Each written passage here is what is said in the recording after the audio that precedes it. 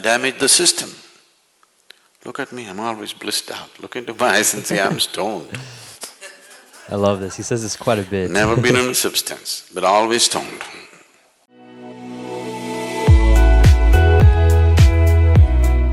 Conscious practice.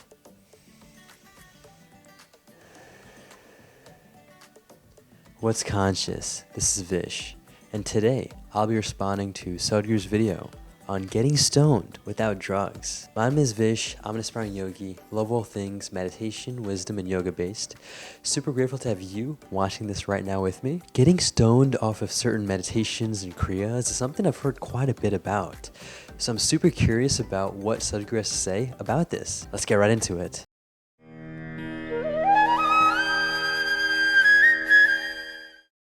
A certain scientist in the United States was working on the impact of cannabis on human consciousness.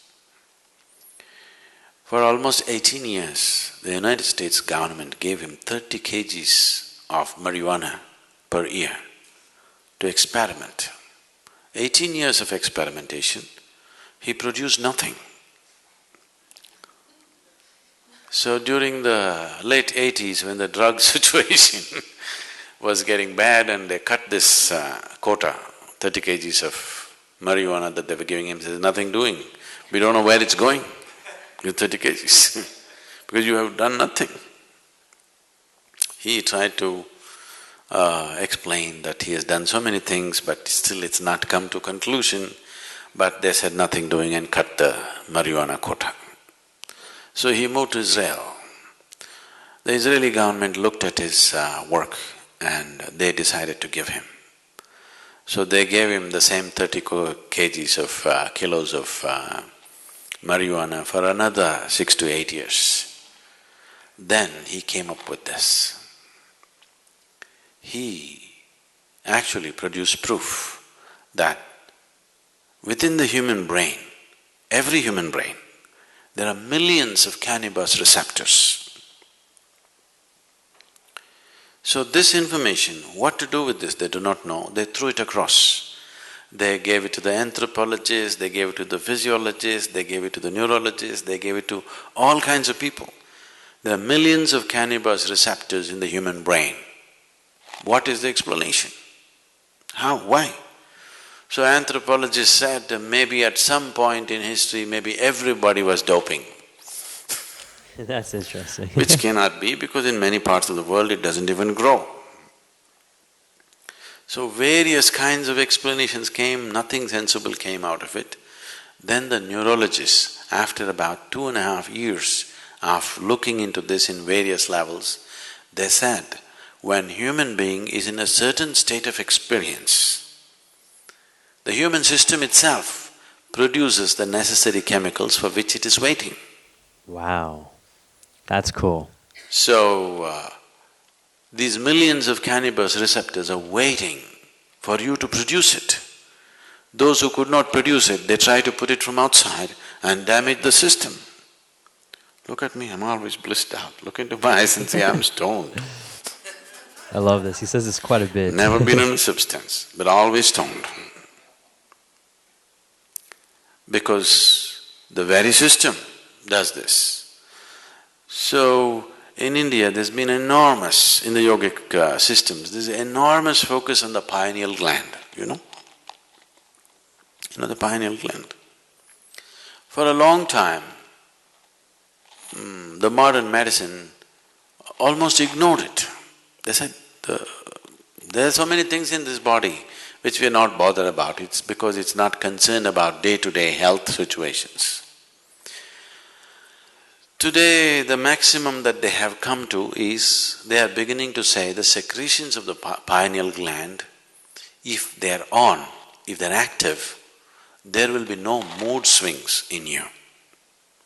That's not the point. That's interesting There is a whole system of yoga to activate the pineal gland. If you activate this and if it generates sufficient amount of secretion, you will be ecstatic every moment of your life. I want Simply that. every cell in your body will be bursting all the time. Now when you're like this, if you eat, if you don't eat, if you sleep, if you don't sleep, nothing matters. because you're blissed out. In this state, everything is effortless. Just doesn't matter. You can function at the best because you can effectively use your body and mind at its best. There's enough medical proof for this, only when you're in utmost pleasantness. Otherwise you cannot use your body, you cannot use your mind to its fullest. Both this body and this mind will you can explore the full potential of what it is only when you are in a sustained level of pleasantness within you. Otherwise you are a damn issue by yourself. All the time you are an issue by yourself. It doesn't work. So, whatever the effort that human being is making, whether he goes to the temple, goes to the bar, wants to go to heaven, this is the whole effort, isn't it? Isn't this the whole effort? He wants something larger than what is happening right now to happen to him. Isn't it so? Isn't that the reason why he is drinking, why he is praying, why he is drugging and why he thinks he wants to go to heaven? He wants something more to happen, isn't it? Look at this simply. Something more will happen only if your perception is enhanced, not otherwise. Is that so? So the whole system of yoga is only focused towards enhancing your perception. If your perception is enhanced, something more, you don't have to look for it. It is happening in such proportions, you have to learn to handle it.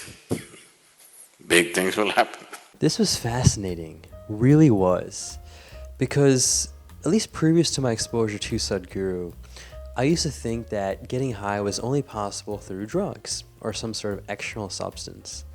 So when he talked about that story, example with the research guy who was getting to experiment with the marijuana and eventually came to conclude that you can actually produce, I think as he calls it, endocannabinoids within our system. I've heard actually a lot of people talk about how because we have this cannabis receptors in our brain, that is almost a justification for why we should smoke weed or marijuana. But the way he phrases it, and it's all about this perspective shift, which is why I love it. It's not about good or bad. It's not about sinful or heaven or hell. It's as simple as what is best for this system, which includes the body, the mind, the emotions, and the energies. It's as simple as that. And the same thing applies to food and so on, right? There's no morality really, it's just what is best. What is going to help it operate in its optimal way. So that was really just, I think, a great perspective behind getting high. And I also love how I think a lot of us, as he says, when going to the bar, when going to the temple, when going to wherever, we're trying to all, in a way, expand ourselves to achieve something that is larger than what we already have. And I think it almost comes down to, for example, when you do get this $1 million, or you get this promotion, or you get a girlfriend, or you get whatever, right? A certain drug. You pray to God. It makes you feel good at the end. It's like you're chasing this experience of goodness, but in some methods it's more delayed. So for example, with praying, in certain cultures and religions, it's I'll pray so I can feel good later, right, in heaven or hell. So it's still the same chasing. And that's why I love this, because he doesn't phrase it as a good or bad way. It's all about what is going to be sustainable, what is going to be the conscious way of growing. And as he says it so simply and beautifully, it just comes down to enhancing your perception. Once you enhance your perception, you can actually tap into these states of bliss. As he says with the pineal gland, I think, there's an actual system of practices through the yogic sciences to activate that, to activate the endocannabinoid receptors and the endocannabinoids within yourselves. Now, I do want to preface, I am no scientist. I don't have any specific chemical, drug research background here, so I'm just sharing what I kind of learned from the video. So if you have different views on exactly what I'm talking about or what Sadhguru is talking about, feel free to let me know in the comments down below. It is an open platform, so I do encourage full transparency, open views, whatever your view is. So this is, again, just a great video, and it's really cool because, like I said before, it really helps you realize that being high isn't necessarily a good or bad thing. It's about how do you get there more naturally. And I also love how when you can focus on these practices, in this case the yogic sciences and the systems first, you can almost get your state of being into a certain method or just means of blissfulness to the point where you need to search for the external to activate that.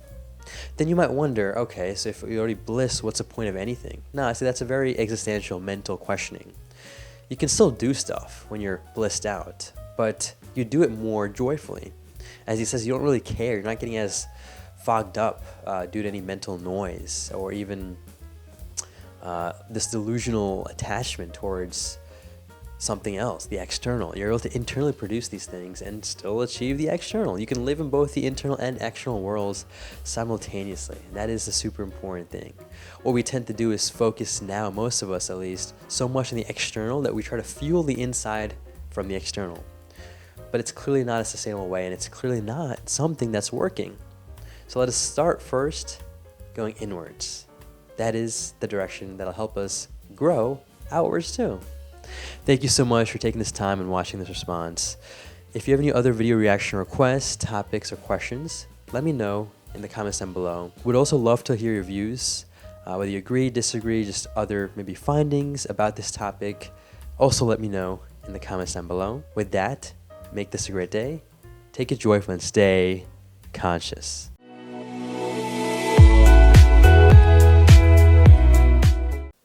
Ecstasy.